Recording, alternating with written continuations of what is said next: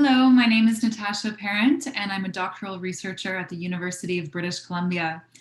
Today, I'm here to talk to you about teen screen time and mental health in the context of the COVID-19 pandemic.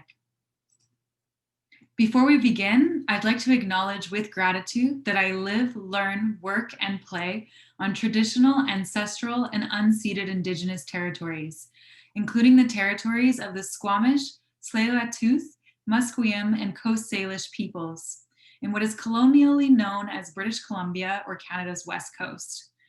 Today, I will be presenting some research that was conducted on these lands and talking about mental health and wellness. Before doing so, I'd like to acknowledge that many of the things that we will be talking about today, including mental health and wellness, are issues that have been disproportionately experienced by Indigenous peoples in Canada as a result of colonization, intergenerational trauma, and ever-present health inequities. So as we speak of mental health today, I'd like us to keep in mind how these mental health issues disproportionately affect Indigenous peoples in Canada and consider ways in which we may recommit to the path of reconciliation. The outbreak of COVID-19 has generated a global health crisis, prompting people all over the world to face a distressing and unexpected situation. This has led to global concerns around the impact of physical isolation, economic instability, the fear of infection, and stress around the uncertainty of the future. As governments have implemented disease containment measures such as school closures, physical distancing, and home quarantine, psychologists have raised concerns around the toll of the pandemic on people's mental health. A lot of this concern is based in the understanding that humans are social beings and that the need for connection and belonging is fundamental and intrinsic. What this means is that the human need for connection is both present from birth and actually essential to our survival. In fact, researchers and theorists have equated our need for connection with other fundamental human survival needs, like our need for food and our need for water.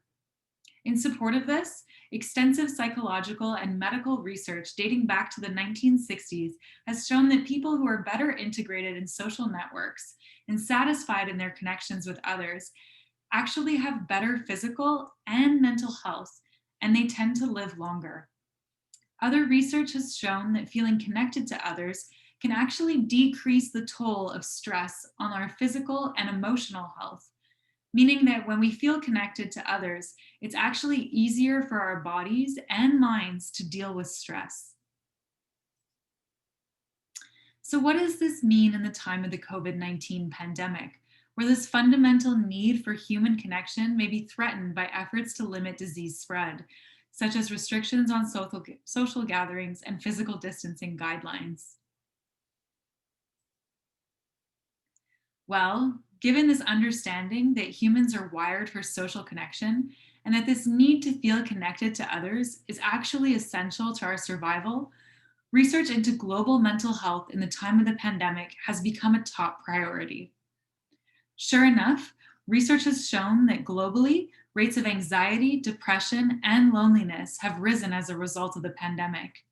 For example, a recent nationally representative study conducted in Canada found that the percentage of respondents who indicated that their anxiety was high to extremely high had quadrupled, from 5% to 20%, and that the number of participants with high self-reported depression had more than doubled, from 4% to 10%, since the onset of the COVID-19 pandemic. More broadly, findings across studies are showing that many have experienced an increased sense of social isolation in the time of the pandemic, and that this has placed them at a higher risk of experiencing negative mental health outcomes, such as anxiety and depression. In fact, some researchers have even gone as far as to name COVID-19 the loneliness pandemic. For adolescents whose need for social connection is developmentally rooted and exacerbated, the stress of physical isolation may be heightened. Basically, while all humans have this fundamental need for social connection and belonging, in adolescence, this need is amplified by their developmentally rooted social goals. What this means is that in adolescence, this basic human need for social connection actually coincides with their developmental need to feel accepted and connected to their peers. This is important because it is the satisfaction of these developmental social needs that allows teens to grow up healthy, happy, and well adjusted. Sure enough, there's decades of research to support the idea that when these developmental social goals aren't met, teens become more at risk for maladaptive outcomes, such as developing mental health issues, dropping out of school, struggling with substance use, acts of aggression and defiance, and the list goes on. So clearly, these social needs are extremely important in adolescence for their healthy development and their overall well being. This is why concerns around the negative impacts of the restrictions on social interactions that have been put in place in response to the COVID-19 pandemic may be particularly relevant for teens, whose need for social connection is both developmentally rooted and exacerbated. In adolescence, as teens begin to focus more on fostering relationships outside of the family, schools become an important context for meeting teens' social needs. Seeing as teens spend more time in school than anywhere else, really, school connectedness is a strong predictor of teens' overall feelings of connections to others. Sure enough, research shows that teens' feelings of school connectedness are also critical to their healthy development and well being. And teens often develop their closest relationships at school, and these relationships become important sources for social support. That said, there is no doubt that COVID-19 has led to major disruptions in the school system, and that whether it be due to school closures, adjustments to remote learning, or limits on physical class sizes, teens' feelings of school connectedness have likely been affected by restrictions that were put in place in response to the pandemic. This is concerning since we know that this would also impact teens' feelings of connection more broadly, and that this has direct implications in terms of their overall mental health. But don't worry, teens are adaptive.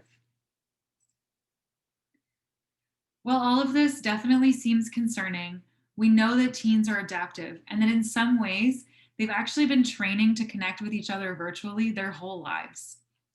Specifically, we know that teens were already using technology long before COVID-19, like social media, to connect with their friends, and that it's actually one of the key reasons that they use technology to begin with. Sure enough, there's a growing body of research that has been looking into how teens use technology, and findings support this idea that using technology can help teens meet their social needs for connection and belonging. For example, some studies have found that using social media can be particularly beneficial for sexual and gender minority youth by providing an important context for their identity development. Specifically for these youth who may not see their identities reflected in their direct communities, social media can connect them with similar others and help them meet their developmental needs for connection and belonging. So, given that youth are already using technology to help them feel more connected to others, this is likely to be particularly true in the context of the pandemic, where their opportunities to connect with others in person have been limited by efforts to control disease spread. And sure enough, recent work has found that adolescents are using social media to connect with their peers in the time of the pandemic. So, for example, a study that was conducted in Ontario 3 weeks after the schools closed during the initial COVID-19 lockdown back in March 2020 found that connecting with others virtually was, in fact, an effective way for teens to combat their feelings of loneliness. Another study that was conducted in Belgium found that social media use was a constructive coping strategy for teens to deal with feelings of anxiety during the pandemic. More specifically, they found that using social media to connect with others or to access funny content on social media as a distraction actually helped teens reduce and manage their feelings of anxiety. And of course, let's not forget that technology made COVID-19 doable in many ways. For example, virtual and online learning allowed teens to continue schooling. Video games, TikTok, and YouTube are distracting and entertaining and likely helped ease the stress for many teens. And of course, social media, FaceTime, Zoom, etc., have allowed relationships to be maintained and feelings of connection to be fostered. I've heard many stories from parents about teens who do their homework together over FaceTime, or even FaceTiming with their friends while they're sleeping. And let's not forget the video games. Interactive video games such as Fortnite have allowed teens to basically hang out with their friends while maintaining physical distance, and have likely played a huge role in helping teens feel connected in the time of the pandemic. But should we be worried about all of this time that teens are spending on screens? Well, if you listen to the moral panic, the answer would most definitely seem to be yes. Moral panic is when there is a widespread belief that something evil is threatening the well-being of society. And in the case of the moral panic around screen time, it refers to the belief that screens are inherently bad and damaging for children and youth. The belief is extremely widespread. You can actually find it in the media, with media articles claiming that the pandemic has led to increases in smartphone addiction among children and youth, among educators who worry about how screens are impacting students' learning, among parents who feel that teens are spending too much time online, and among policymakers who limit or want to control when, where, and how teens can use technology. As an example, at the policy level, in France, they have banned smartphones in schools for students in grades K to 9. So as you can see, this deeply rooted moral panic impacts the way that we think about screens as a society and the ways in which we talk about technology more broadly. In fact, it might actually be part of the reason you decided to watch this webinar. Okay, so we know that there's a lot of hype around the dangers of screens and screen time, but what does the evidence actually say? What do we really know about this?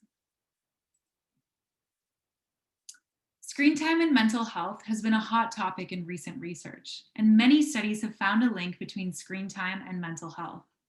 That said, in these studies, the impact of screen time on mental health is usually exceedingly small. For example, in a UK study of 350,000 kids, the impact of having to wear glasses on depression and anxiety was higher than the impact of screen time. Just let that sink in. The impact of having to wear glasses on depression and anxiety was higher than the impact of screen time. So while we may be seeing a link here, this relationship is usually very small.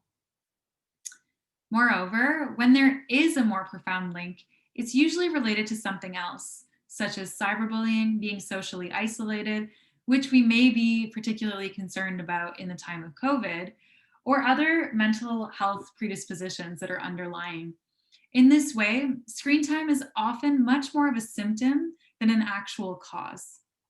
So for example, struggles with mental health can lead teens to spending more time using technology instead of doing other things, either because they lack the motivation to do these other things, like in the case of depression, or because those other things seem overwhelming to them, like in the case of anxiety, or because they perceive their screen time to be soothing. So they're actually using it as a way to cope with these underlying mental health struggles. Because of this, research is moving away from what we call main effect models, where we're just looking at whether or not screens are inherently good or bad, to explore a more complex model that better reflects the relationship between screen time and mental health and how this is actually playing out in real life. So part of the reason for this is that we know that the idea of screens being either good or bad is an oversimplification. And the other part of it is that at the end of the day, we are way past deciding whether screens are inherently good or bad, because this technology is so deeply ingrained in our way of life, and it doesn't look like it's going anywhere anytime soon. In fact, for many teens, the idea of this distinction between their online and offline worlds doesn't even exist. For them, these two worlds are totally integrated and inseparable.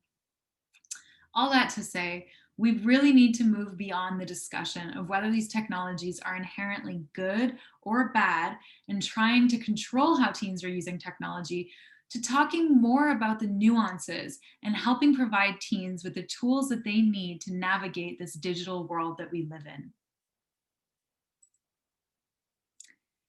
Okay, so we can probably agree that technology is here to stay and that we need to stop just thinking about screen time as being either good or bad. But is this different in the time of COVID-19? Maybe this was all fine and well in our pre-COVID world when there seemed to be so much more to life than just staying home and connecting with friends virtually. But has this changed in our current context where teens' opportunities to connect with others are limited by social distancing guidelines? Well, my research team and I at the University of British Columbia wanted to answer this very question and learn more about how teens are doing in the context of COVID-19. So we asked teens questions about their technology use, their mental health, and the impact of the pandemic. Now I'm going to present some of this data, which was collected from 1,021 adolescents from 3 high schools in British Columbia between October and December 2020. As you can see from the graph here, this data is from students in grades 8 to 12, so students were ages 13 to 18. At the time that this data was collected, 2 of the schools were using hybrid learning models where teens were in school half of the time and at home the other half. And 1 school was back in school full-time in person. So, what did the data say? In terms of teens' mental health, about half of teens said that they felt at least somewhat more anxious, depressed, and or lonely since the start of COVID-19. More specifically, 52% said that they felt at least somewhat more anxious. 46% said that they felt at least somewhat more lonely. And 45% said that they felt at least somewhat more depressed.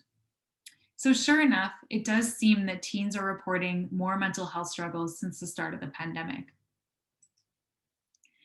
In terms of teens' school connectedness, we found that students reported feeling much more connected to their school before the onset of the pandemic.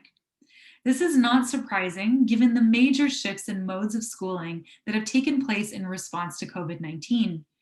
However, this is slightly concerning since, as I mentioned before, feelings of school connectedness are an important indicator for teens' overall feelings of connection, which have important implications in terms of their mental health. That said, I do want to note here that their feelings of school connectedness in the time of COVID-19 were still overall showing that they were on average still feeling at least somewhat connected to their school. We wanted to get a more complete picture of how teens were doing since the onset of the pandemic. So we asked them to describe in their own words how COVID-19 has changed the way that they connect with and relate with others. In reviewing teens' responses, we noticed that 3 key themes emerged, and that we could actually categorize teens' responses in terms of them feeling either connected, disconnected, or the same in the time of the pandemic. Importantly here, only 22% of teens described feeling disconnected.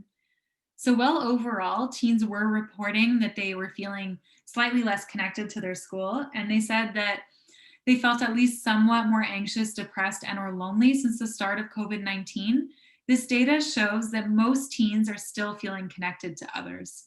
And this is really encouraging when we think back to the importance of feeling connected in adolescence. That said, for those who did describe feeling disconnected in the time of COVID-19, many explained that the pandemic had made them feel more lonely, stressed, anxious, and depressed. For example, one teen said, "I really feel like I have lost myself over this time. It is a constant struggle to get up and get things done because it really feels like I have no choice at this point. I feel very isolated as I genuinely have started struggling even more with sharing my feelings with others." Another teen explained, COVID-19 has widened the gap between me and others, both literally and metaphorically. I feel that I have lost the friends that I worked so hard to make and have almost nobody to talk to in person. So, as you can see from these quotes, while it was a minority that described feeling disconnected in the time of COVID, for these youth, the impact of the pandemic has been extremely challenging. Sure enough, those who described feeling disconnected in the time of COVID had more struggles with their mental health. That is, they reported being more anxious, depressed, and or lonely since the onset of the pandemic, and they scored higher on a clinical scale for depression, anxiety, and stress. These teens also had worse relationships with their friends and their families, and they scored lower in terms of their feelings of school connectedness. This really emphasizes the point that it's these teens who are feeling disconnected in the time of COVID who are the ones who are the most at risk.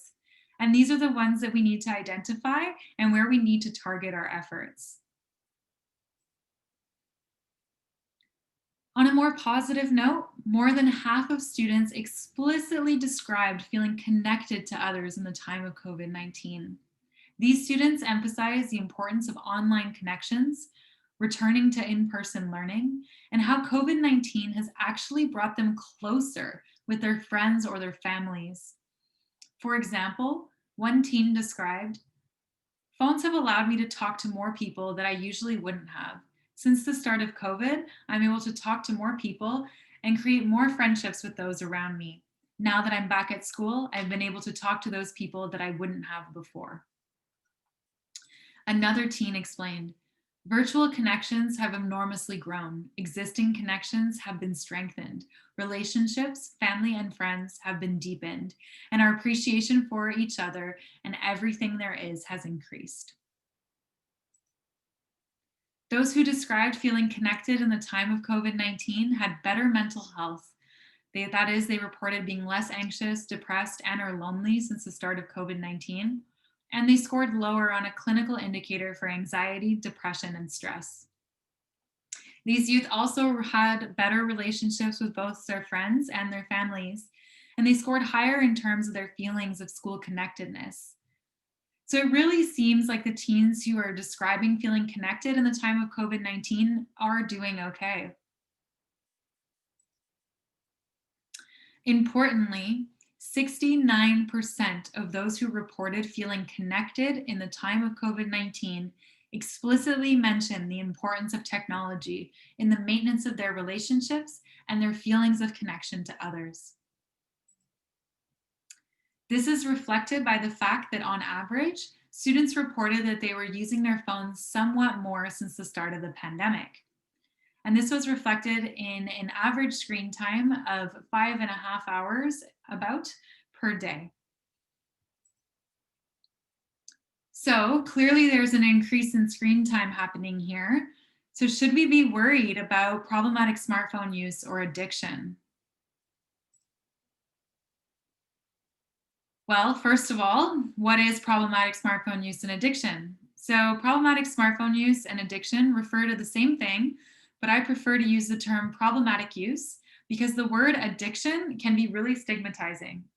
And actually, this is something to keep in mind when talking to teens about their tech use, because when we use words like addiction or addicted to describe teens' relationships with their technology or their devices, they may actually internalize these words, and that can make them feel really ashamed or guilty about their technology use. And that doesn't help anyone.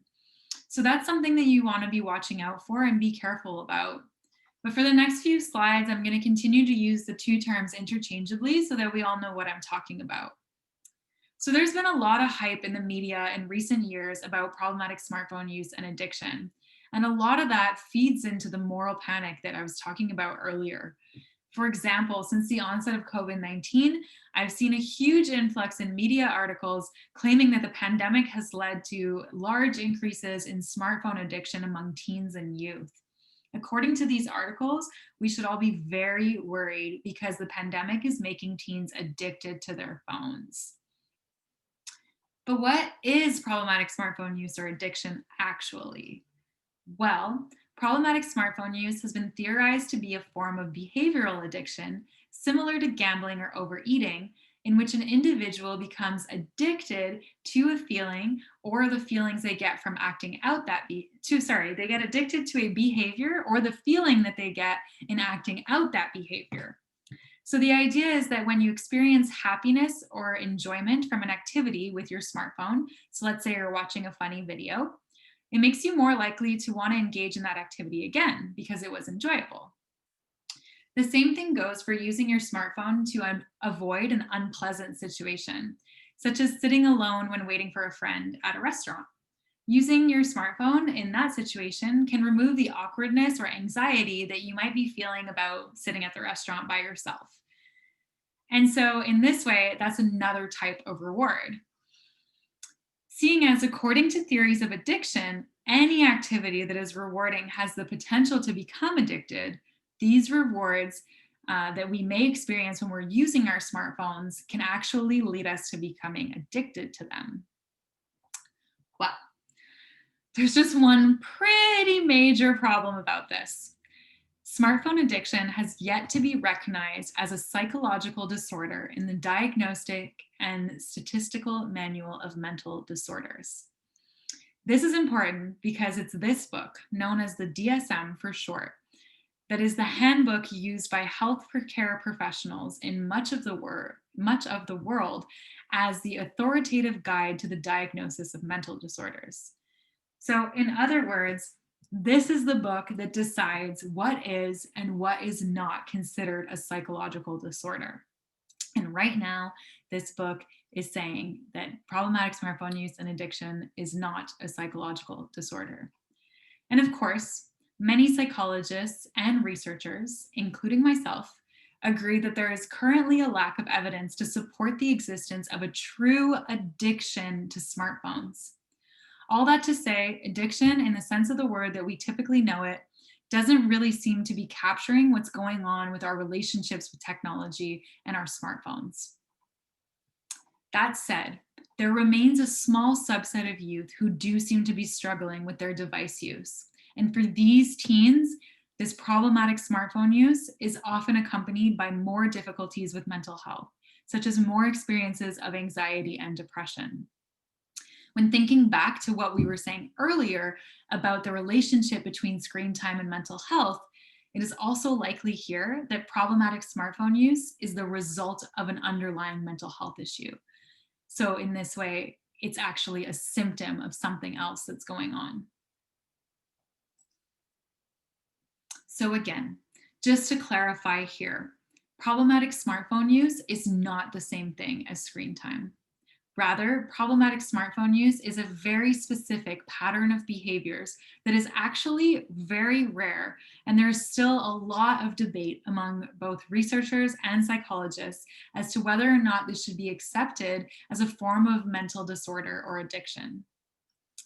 That aside, we still ask teens about their smartphone use so that we could look at whether or not problematic smartphone use or addiction was something that we needed to be worried about in the context of the pandemic.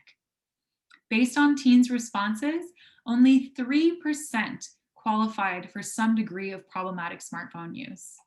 This suggests that the pandemic is not increasing problematic smartphone use or addiction among teens, and that this isn't really something that we should be worried about with the increase in screen time that we're seeing during the pandemic. That said, these 3% are probably the ones who are having the most difficulty. Thinking back to what we were saying earlier about screen times often being a symptom, in this case, these might be the teens who are already struggling with the most severe mental health issues and who really need to be identified and referred for professional help. But what about screen time? So it seems that problematic smartphone use is not really something that we should be too worried about in the context of the pandemic. But since we've established that problematic smartphone use or addiction is not the same thing as screen time, does this mean that we should be worried about screen time? Well, based on these data, it seems that screen time may actually be serving as an adaptive means for teens to stay connected to their peers in the time of the COVID-19 pandemic. And this was evident in those open-ended questions in the responses to those open-ended questions that I shared a bit earlier. Sure enough, it was also supported by our data that showed that reporting higher screen time was actually associated with more satisfaction of teens' need for connection and relatedness in online settings. However, we did also find that screen time was associated with more negative experiences of mental health, specifically higher rates of anxiety and depression. So let's unpack this a bit. Basically, the data that I just presented is showing that teens are in fact using technology to connect with others in the time of COVID-19, and that this adaptive use of technology is actually helping them foster feelings of connection and intimacy with others, and thus meet those important developmental social needs that we've been talking about throughout this presentation. Seeing as we know how important these social needs are in adolescence, this is really good news. It supports the idea that teens are adaptive and that they're finding ways to stay connected in the time of the pandemic, which in the long run is going to support their overall healthy development and well-being. But what about the link between screen time and mental health? This data is also suggesting that there is a link between teens' screen time and their negative experiences of mental health. So what does this mean? Well, first of all, let me start off by just saying that this really speaks to the complexity of this relationship. But again, let's unpack this a bit. So first of all, there really is something to be said about the context of the pandemic. Specifically, this relationship that we're seeing between teen screen time and their mental health may be showing up because we're living in a world in which physical distancing guidelines are limiting use opportunities to connect with others in person.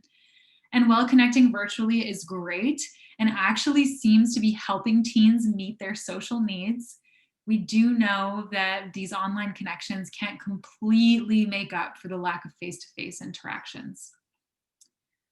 So, while screens can help teens feel connected to others in the time of the pandemic, there may be risks for those who are at the extremes, like those who seem to qualify for some degree of problematic smartphone use, since they may already have underlying mental health issues. Similarly, when considering the fact that COVID-19 does seem to have taken at least a little bit of a toll on teens' mental health, this could be another reason that we're seeing this relationship, since we know that mental health issues can actually drive screen time among teens. So it's possible that as teens are feeling a bit more lonely, anxious, or depressed, they're turning to their screens to try to cope with these negative feelings. And previous work has shown that this can actually be an effective strategy for them, especially when it involves them either connecting with friends or accessing funny content. But also returning to what I was saying earlier about moving away from looking at just simply whether screens are inherently good or bad, it's likely that looking directly at this relationship between screen time and mental health is oversimplifying something that's actually a much more complex relationship.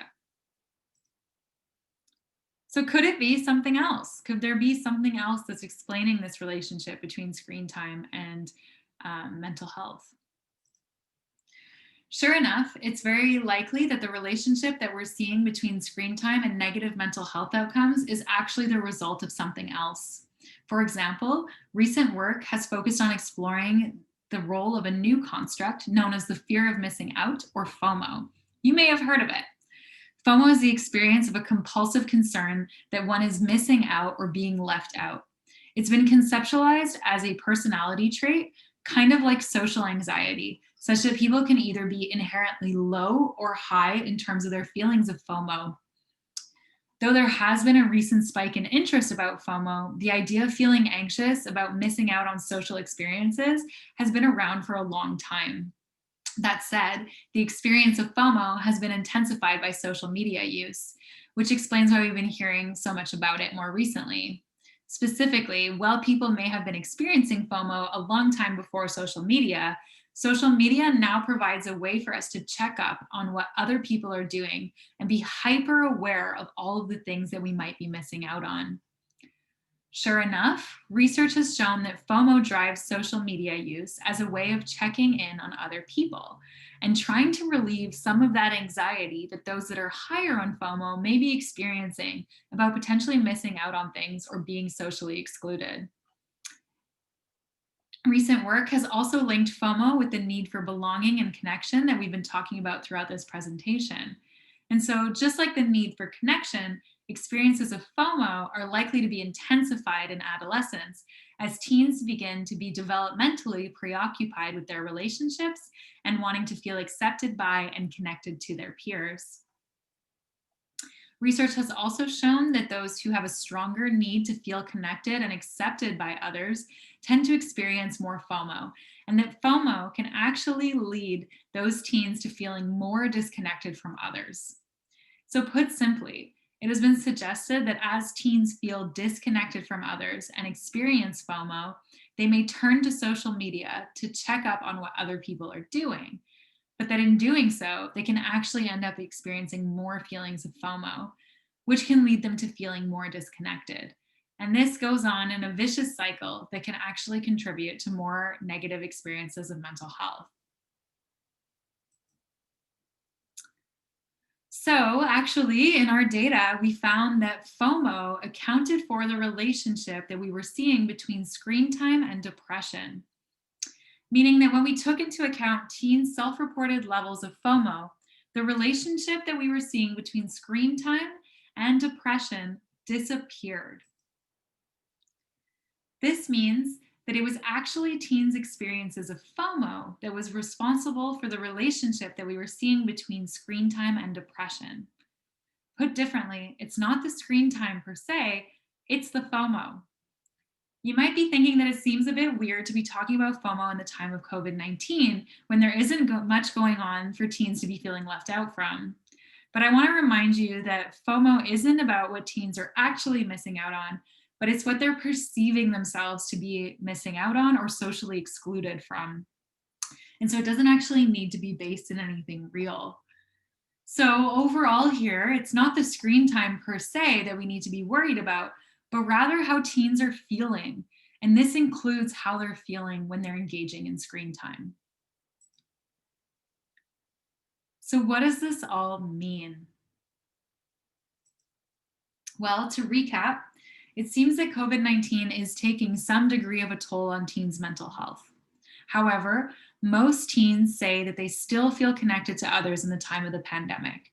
And importantly, it seems like technology is playing a critical role in helping teens foster these feelings of connection. This is important because we know that feeling connected in adolescence is essential to teens' positive development and overall well-being.